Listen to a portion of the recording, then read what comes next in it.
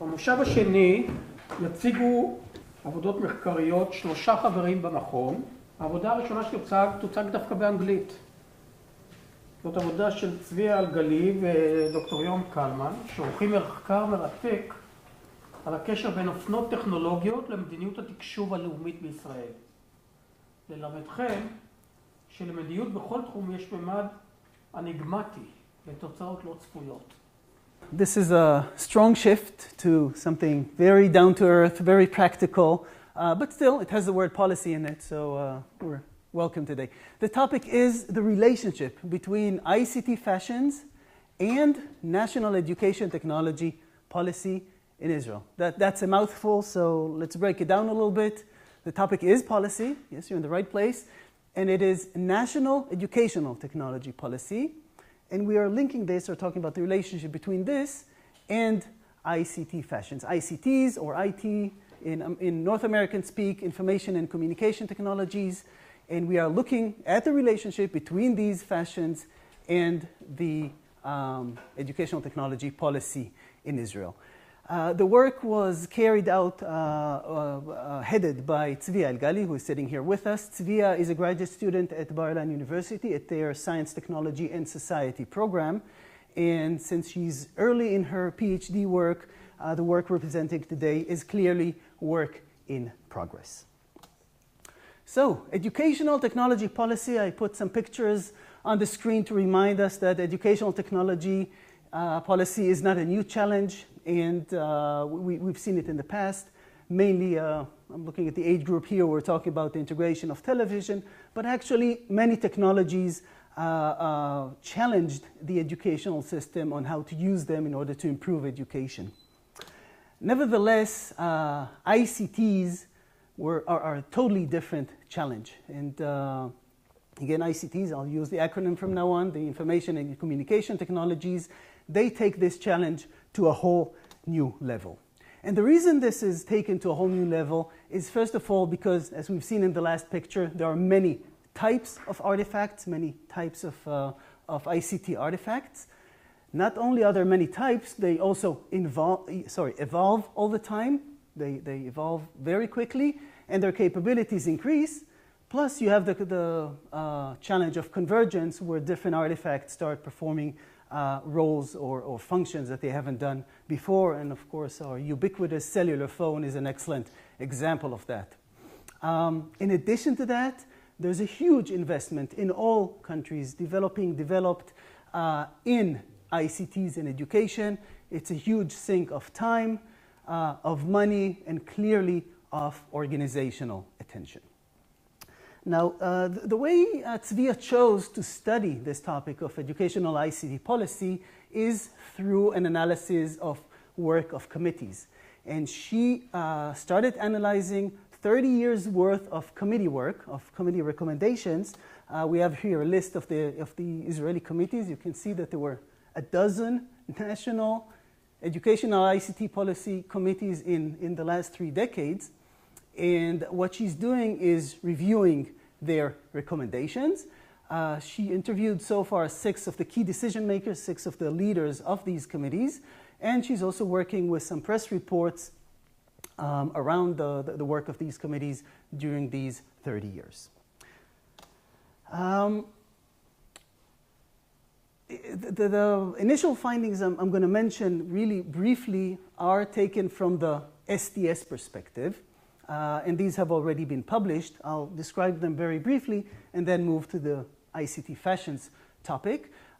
Since they were STS perspective, they used STS methods, and of course STS people will not let me call the methods, but I'm not an STS person. So these are studies based on actor network theory, on the social construction of technology. And basically what she found in these papers is some pendular and spiral or cyclical phenomena where specific topics come into vogue and then disappear again. And you see these committees discussing topics as if it has not been discussed 3 or 4 or 5 years ago, going back, reinventing the wheel. And also you can see topics coming in, being discussed for 1 or 2 periods, disappearing for a decade, coming back again. So you see both the pendular and the spiral phenomena. And another important aspect that she looked at is the fact that there's an overall sense of dissatisfaction. There's a lot of discourse on failure, and we see this in many countries. In Israel, which is a very technology-oriented country, we see a lot of this. There's a strong sense that we're failing, that what we're doing with educational ICT is not working. That and basically what Tzvia was looking for are some explanations for this sense of failure. Again, I chose to describe one of the explanations, and that is work regarding the interactive whiteboard. I assume many of you know this artifact. Interactive whiteboards are big whiteboards that are put in front of the class. The computer screen is projected onto the interactive whiteboard. You can manipulate things. You can draw on the whiteboard, of course, but you can also manipulate things on the screen, both the teacher and the student. So it's like a huge touch screen that you can scribble on. In Israel, a classroom that has an interactive whiteboard in it is called a smart classroom. So you take a classroom, you put an interactive whiteboard into it, and it turns into a smart class. Very smart marketing gimmick. And as you can imagine, these are quite controversial. And what Tzvia showed in her study is the fact that, interactive whiteboards basically bring back the focus to the teacher, the fact that they increase student attention, that they're playful, interactive, they're a status symbol and a symbol of progress for the teacher. All of these positive aspects, which are described here, these are the positive perspectives of these groups of people, are actually perceived by others as exactly the opposite. They come and say, no, the goal of technology is not to focus, again, the attention on the teacher. The goal is not to have teacher-centered learning. The goal is to have to use technology in order to focus on the student and on learning. It's not something that increases attention. It's a distraction. It's not a status symbol. It's a toy. It's a waste of resources. So what she showed was that the exact same phenomena that were perceived as success by some of the groups, these exact same phenomena were perceived or interpreted as something negative by other groups. And of course, that strengthens that discourse of failure. So this is just one small example. To summarize the insights of these studies, one thing is it's clear that technology is not always the answer. That comes out from these studies. And we can certainly see committees that come and say, okay, technology is the answer. What's the question? And they actually send these questions out and say, okay, what can technology solve?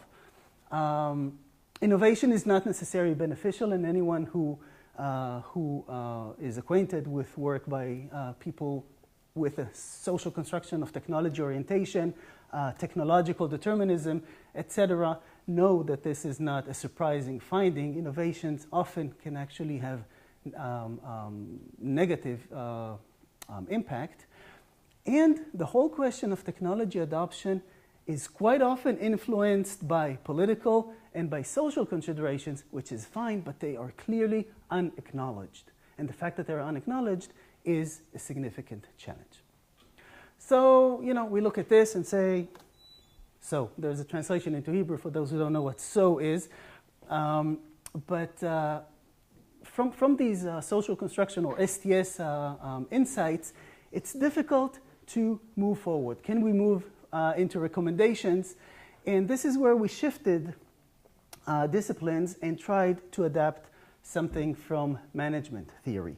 And the theory that we chose was management fashion theory. The story of management fashion theory is quite simple. We have managers who face performance gaps. Their organizations do not meet their performance goals. And there are many solutions offered, and often they're competitive. And then what the theory claims, and I believe that's a good description of what happens, is that at a certain stage in time, discourse starts converging on a specific solution. And that solution focuses not just managerial attention, but also public attention. And a management fashion is born. What's a management fashion? It's a belief that something, this is moving, so total quality management, or ERP, or 360-degree feedback. Whatever it is new, efficient, and at the forefront of managerial practice. So it's novel, it is efficient, it's an efficient solution, it's a good solution to the problems, and everybody's doing it. That's a fashion like fashions that we know in the fashion industry. What are we taking away from fashion theory and applying to what we see in the committee work? And this is, again, I'm picking and choosing a few things from that theory in order to demonstrate the relevance. One of them is pro-innovation bias. Very simple. If something is new, it's probably better. We know this from fashions, but obviously the fact that something is new doesn't intrinsically make it better, but that's what fashion theory focuses on, this pro-innovation bias.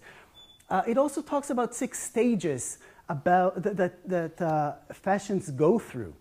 There's the problem discourse, what's our problem, and that goes hand in hand with the solution. And of course, the solution is the new fashion or the new fad. There's the bandwagon discourse, so everybody's jumping on the bandwagon. This is what everyone is doing, so of course it has to be the right thing, and this is the peak. And then it starts going down. It's less fashionable, again, like every fashion. So we have the debunking discourse that says, well, might not actually be the right solution. And they also talk about the fact that sometimes these fashions or fads don't totally go away, but actually stick around. And then this is what the surfing discourse and the sustaining discourse are about. So we have these stages, which are quite useful. And then we have these 2 perspectives as a takeaway from this theory. We have efficient choice versus the fashion perspective. And both of them are interesting, but they're very different from each other. Again, efficient choice as in economics, okay, the efficient thing to do, the correct choice, versus what is fashionable. And I took a few citations from committee work from actually one committee in 1986 to demonstrate some of these concepts. The first one I'll have to read in Hebrew because it's untranslatable. Then I'll summarize it in English. But okay, this is 1986. היה ברור לנו שאל לנו לעמוד מנגד ושסומה עלינו לקדם את נושא המחשבים במערכת החינוך. אסור שלא לקדם את נושא המחשבים במערכת החינוך, גם אם החלטות המתקבלות היום עלולות להתיישן או לא להתאים לתנאים החדשים והמשתנים בעתיד. So, education ICT must be promoted, regardless of the risk that our decisions might turn out to be outdated in the future. It's not a good translation, but I try to make it as emotional as possible. You know, it's new, it's good. It has to be good. Solution discourse, the efficient choice. So ICT is not a goal in and of itself, but rather a tool for dealing correctly and effectively with solving the problems of the educational system. So the solution discourse is right there, solving the problems. And the efficient choice is also somewhere here, effectively solving the problem.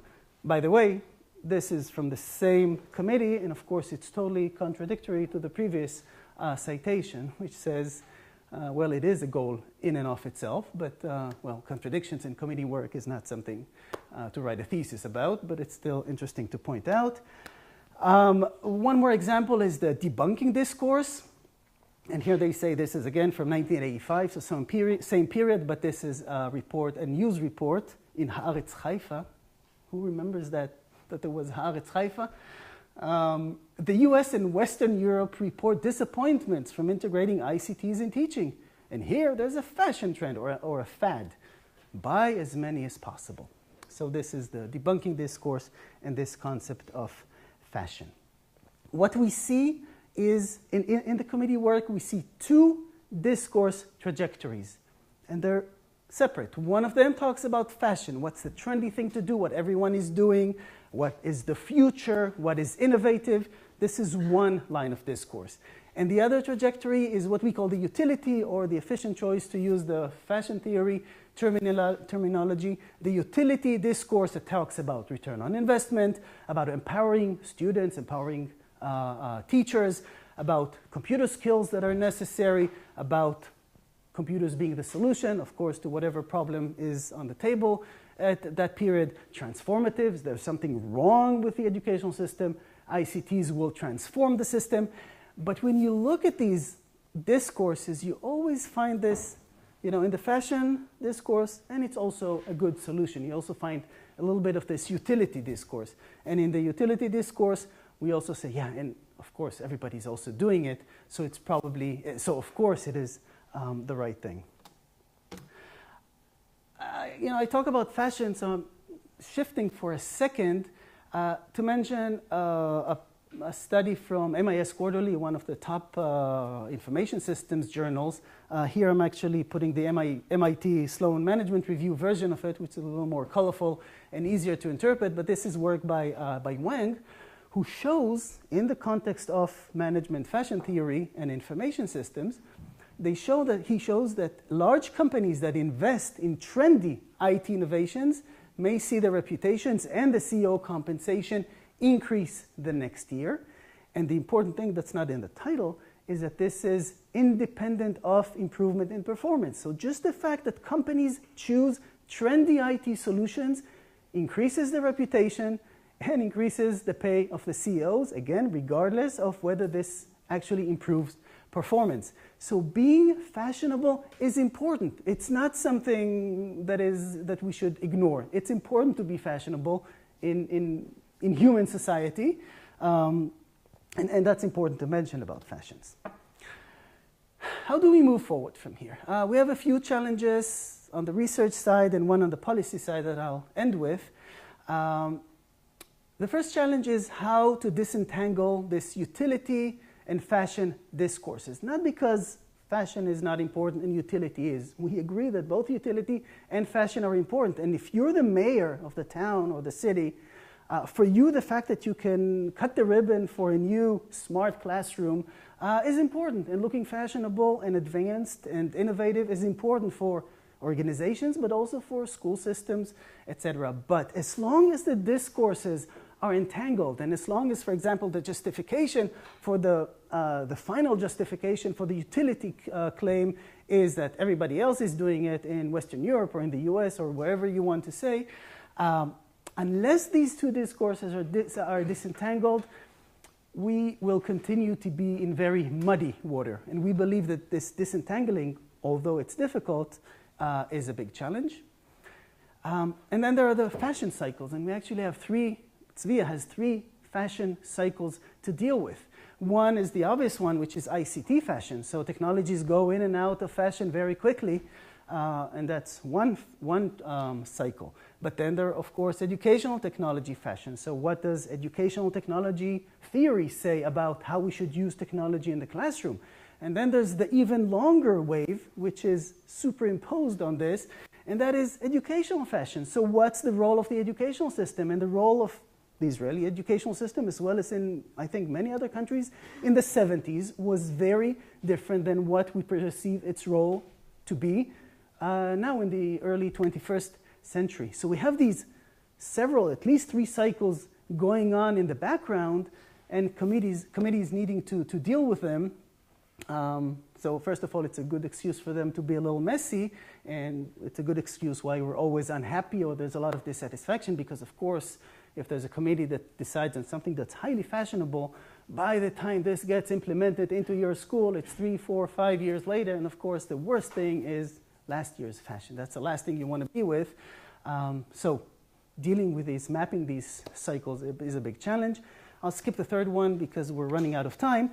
But the policy challenge is how do we actually take into consideration these cycles in order to make good policy decisions? And to demonstrate that, I'm using something that some of you might know, Gartner's hype cycle. Gartner is a famous consultancy. I assume many of you know about it. And they actually they never say that anywhere, but they actually took management fashion theory and turned it into a tool. And they talk about this is expectations, and this is basically time. And they talk about specific technologies coming in, triggering a hype cycle, triggering a cycle. This is called the peak of inflated expectations. And then the expectations drop. This is the trough of disillusionment. And then slowly it goes up what they call the slope of enlightenment, the plateau of productivity. And technologies that reach this and that didn't drop on the way and many technologies drop on the way, the moment at the time that they reach this plateau is when they actually become things that are usable. And if we look at one of the more recent policy decisions in Israel, there's a Knesset law that is going through the Knesset that says that publishers, K-12 publishers, kindergarten through 12th grade publishers, who publish a textbook will be required to offer a digital version of the book for students. And that might sound, at first glance, as a reasonable policy. But let's look at the hype cycle for education. This is actually more for higher education, but it's still relevant for K-12. We're talking about using readers like the iPad for this. That's what when you read the details. And if you look at the media tablet, which is the nice generic name for the iPad, it's right up here at the peak of inflated expectations. We are all sure now that the iPad is the future, but this is exactly the definition of this peak of inflated expectations, and it's not necessarily that it will reach this plateau. Many technologies were up there that totally disappeared. If you look at e-textbooks, they're dropping now. And if you look at the proposal, it does not take into account many of the issues that will arise as, when it slowly enters this plateau of productivity. So decisions that are taken today regarding these issues, regarding the usage of ebooks, are very, very likely to fail, specifically because ebooks are now very much in vogue or very much in fashion. So this is our example. Of course, we can discuss many other technologies, but I think we'll stop here, and thank you.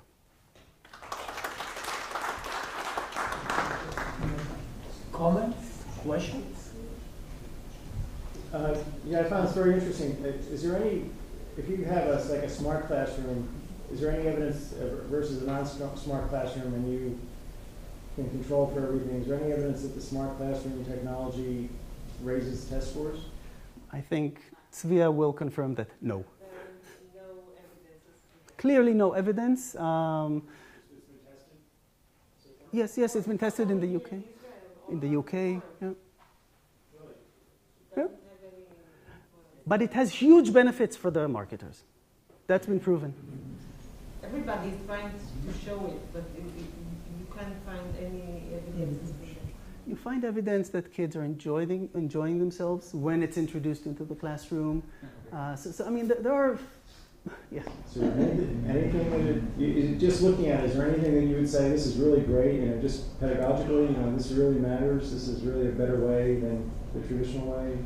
It's not a better way, it's a new way. It's motivational, the teachers like it, the students like it, but it doesn't cause any improvement in grades. No significant difference. That's right. No significant difference. Phenomenon. It doesn't hurt them. By the way, many technologies actually hurt the teaching or the learning. I mean, we're not interested in teaching. How much does stuff cost? What, $7,000, something like that? Oh, that's cheap. It's like $2,000 per classroom. Here in Israel, maybe it's cheaper. Yes, but then there's maintenance and there's increased security and of course it comes at the cost of something else, and training. Right, you could have like an extra teacher. I mean, if you test taking a class size, does class size matter in terms of number of kids per teacher? Does that matter to test scores? Many scholars try to show it, but it doesn't show the Class size? Class size on student achievement? On student achievements in smart classrooms. No, forget, no smart classroom, just a lot of kids in a classroom versus a small number. Does that matter? Yeah. If there's one statistic in education that's clear, is that class size matters. A lot. Yes, a lot. So if you waste money on these smart classrooms, when you could have an extra assistant separating the class. Yesterday night there was an article in the news that showed that the most important thing is the teacher. The quality of the teacher is what counts, nothing else. So let me ask one other quick question, if I could. There are these there's a School of One experiment in New York City where they have a classroom where they take some kid, each set of kids, or maybe even kid is in front of his own computer, or maybe a couple kids are in front of it. It's like having the computer be the teacher, and then the teacher circulates. What do you think of that?